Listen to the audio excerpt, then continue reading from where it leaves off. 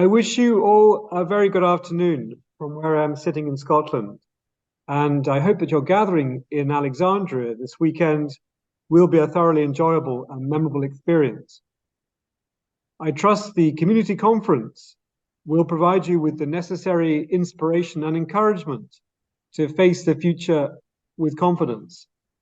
And along with many people in Scotland who follow these conferences with great interest, I congratulate you for persevering with this annual forum, for correctly identifying the relevance of the topics under discussion, and for seeking a collective consciousness among the participants for the issues that really matter and affect us all. In addressing the topic, how our history and community empowers our future, it seems very appropriate that the conference is being held in Alexandria, a maritime settlement founded by a group of Scottish merchants in 1749, within 4 years of the last Jacobite rebellion, and named after the Alexander family, farmers from Scotland, who had first acquired the land in 1669 for 6,000 pounds of tobacco. The influx of Scots to Virginia gathered momentum in the second half of the 17th century for a variety of reasons. Describing the first 3 generations of Scots migrants, Roderick Gordon, a ship's surgeon who settled in King and Queen County, wrote in 1730, "Pity it is that thousands of my country people should be starving at home when they may live here in peace and plenty, as a great many who have been transported for a punishment have found pleasure, profit, and ease, and would rather undergo any hardship than be forced back to their own country." But perhaps the most compelling reason for Scotland and Virginia to be so closely linked in the early 18th century, following the Act of Union, was trade. One of the earliest atlases in our library at Broom Hall, in Fife, in the room just behind me where I'm sitting, is a finely printed general topography of North America and the West Indies, published by Thomas Jeffreys in 1768, which places Virginia squarely in the center of the eastern seaboard, dominating the export of tobacco from the ports of embarkation on Chesapeake Bay, the principal commodity of the Atlantic trade. This trade hugely benefited Scotland in the second half of the 18th century, with annual imports from Virginia increasing from just under £1.5 million in weight in 1707 to reach £47 million in 1771. And within 4 years, Scottish merchants were supplying over half of all European markets with processed tobacco products, equivalent to 80% of all exports from Scotland by value. In 1776, the year after the American Revolution started, Adam Smith, professor of philosophy at the University of Glasgow, published the first comprehensive treatise on economics, the Inquiry into the Cause of the Wealth of Nations, and became one of the first writers publicly to comment on the scale and economic impact of the Atlantic trade on Scotland, observing that the discovery of America and that of a passage to the East Indies by the Cape of Good Hope are the 2 greatest and most important events recorded in the history of mankind. There's plenty of evidence to suggest that Smith and many of his contemporaries, such as the philosopher David Hume, considered the revolution to be not only avoidable, but also a highly regrettable event, principally because it threatened to sunder a relationship that had served Scotland so well, and also to impose an invidious and wholly artificial test of loyalty on all Scots, regardless of where they were domiciled, between the Crown and their conscience. Writing to William Strahan, the publisher, in 1775 on the outbreak of the Revolution, Hume advised, "Let us lay aside all anger, shake hands, and part friends. Or if we retain any anger, let it be only against ourselves for our past folly." Adam Smith also struck an optimistic note in The Wealth of Nations for the continuation of friendly relations, suggesting that by thus parting good friends, the natural affection of the colonies to the mother country, which perhaps our late dissensions have well might extinguish, would quickly revive.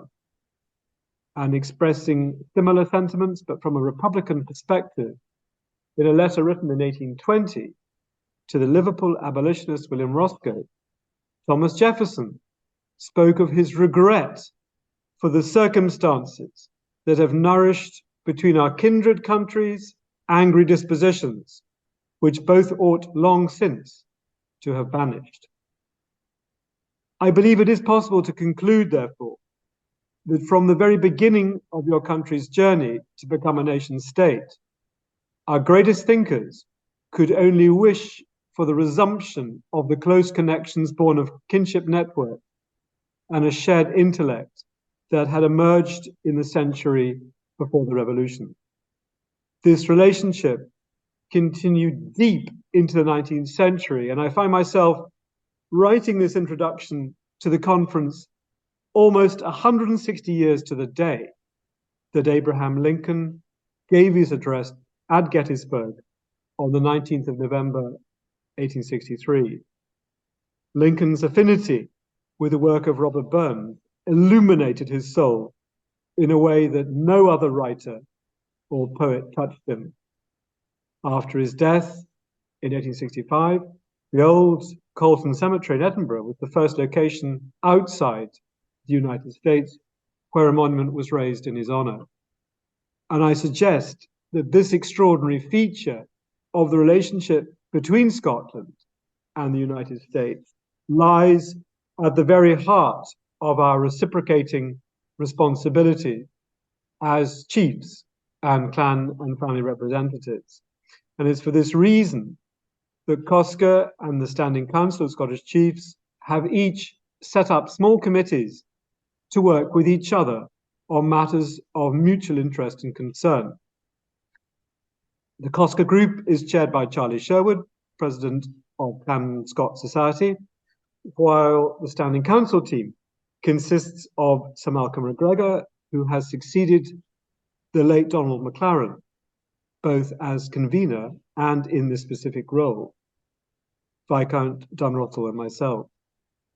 An important issue in this regard has become known as the Heirs Project. This can mean different things to different people, but in essence, it is about our collective responsibility to be good stewards of our heritage and to ensure that there are good hands ready to receive it when we pass it on.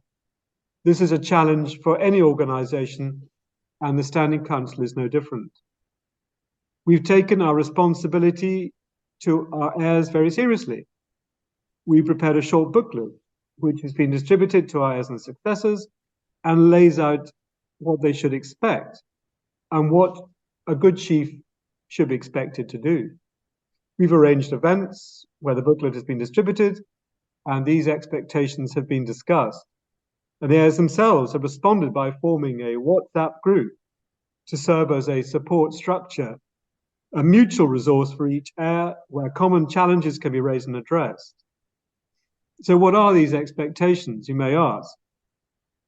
Relations with clan societies in North America and elsewhere are laid out as critical responsibilities, and this is as it should be. Being a chief is not just a title, it's a job, an office. And the relationship between chief and clan or family has a high degree of mutual obligation. An earl or a viscount arguably is responsible only to himself or herself and their ancestors.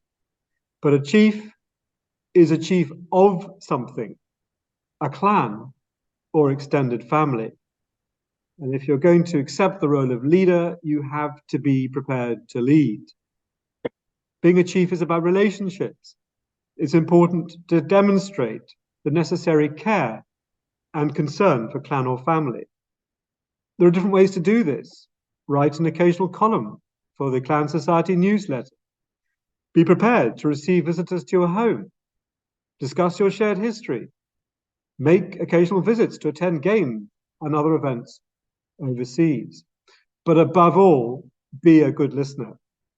You shouldn't expect to be the CEO of your clan society, more a kind of non-executive chairman. But even in that capacity, it's important that you're seen to understand the issues and that you're known to care. Where there is goodwill on both sides of a relationship, everyone is happy. Any issues can be addressed by encouraging and cultivating good communication skills. Most society folk in the United States are fiercely proud and protective of their chiefs. And to say this is a critically important area is not to say it's currently a problem or that such relationships are necessarily dysfunctional. The principal goal of the Heirs Project is to help chiefs, heirs, and societies to plan wisely and to do what they can to make sure these relationships are as good as they can be in the years ahead. In July, as a member of the Royal Company of Archers, the King's Bodyguard in Scotland, I was involved in the National Service of Dedication and Thanksgiving at St. Giles Cathedral in Edinburgh. The recently crowned King and Queen, accompanied by the Prince and Princess of Wales, attended and were presented with the honours of Scotland, the ancient regalia of crown, sword and sceptre, giving her address from the pulpit where John Knox delivered his sermon 450 years ago. The moderator of the Church of Scotland spoke of a collective responsibility to our communities and to our planet. She said, "We are one global neighborhood, intricately interrelated, completely codependent, woven together like a tartan." And she concluded, as if defining the strapline of the Heirs Project, "We are a saga, not a short story, a symphony, not a solo." Well, it's my huge pleasure to introduce Alistair Morrison, Chief of Clan Morrison, who succeeded to the position when he was just 17, after his father, Dr. Rue Morrison, died unexpectedly from a brain tumor in his early 50s. Fortunately, Dr. Morrison had filed the appropriate paperwork and Alistair had been well prepared.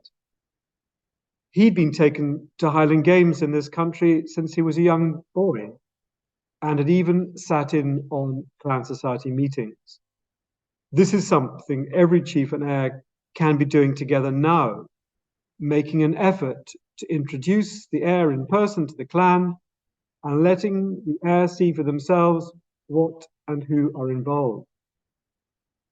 None of us knows when our time will be up, but that's why this kind of preparation is so critical. Alistair is now beginning his second year at University of Glasgow and has very nobly agreed to provide the conference with his perspective on the role that he has inherited.